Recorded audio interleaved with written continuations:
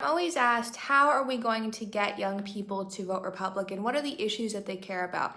And one of the things that I talk about a lot is the fact that there are issues that are not as divisive as we think that young people care about. For instance, one of them is that my generation hates useless wars. We really hate them. We grew up watching the Iraq War. We grew up with the WMD story. We understand what it feels like to have your country sort of like lie about what's going on and involve you in foreign conflicts that you have no right to be in and no need to be in. So my generation really hates wars. We hate useless wars.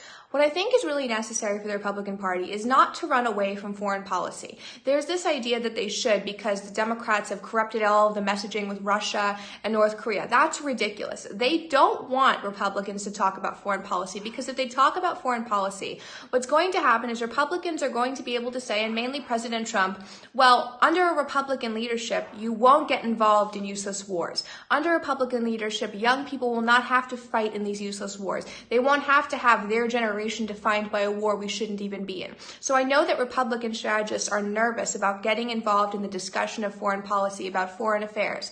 But if they don't, they leave a huge block open for Democrats to say to young people, we're the party that won't involve you in useless wars, when that just isn't true. Because you know that because some Democrats like Joe Biden have this idea of this level of American need to be involved in everything, that they would involve us in useless wars. There's a reason that within the Republican Party and the Libertarian Party, young people really gravitate towards Rand Paul. It's because he talks about the fact that there's no need to be involved in these conflicts. He's not saying we should never be involved in any war ever. He understands we had to be involved in World War II, but he's saying that there's no need for America to go look for more conflicts for us to be involved in.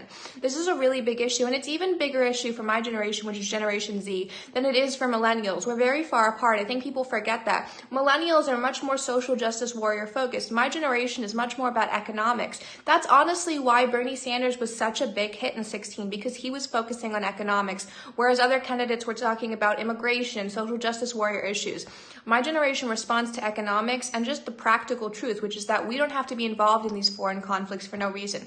President Trump has a really good record to run on with this, with not going to war with Iran because a drone was shot down, with trying to open up diplomatic communication with North Korea. He can use the fact that my generation doesn't want to be involved in useless wars as a way to present his diplomatic achievements, his foreign affairs achievement, whether that's stepping into the DMZ or having better dialogue or whatever it is. He can use my generation's want to not be involved in useless wars to his own advantage to try to break through this no talking about foreign affairs screen that the Democrats have put on him because they're always afraid that he's going to talk and he's going to make people see that Russia didn't get him to win the election. It's really important that he understand how important it is for my generation to not be sucked into useless wars. And more than that, to not have to defend these wars amongst ourselves, because we do talk about that. And there's a general consensus that the wars that Bush got us involved in were not necessary. But he also has to be careful to make it clear that he's not saying that these useless wars, there weren't heroes that came out of them who were great people for our country. He needs to make that clear as well so that he doesn't alienate those more traditional young conservatives. Thanks, guys, and please like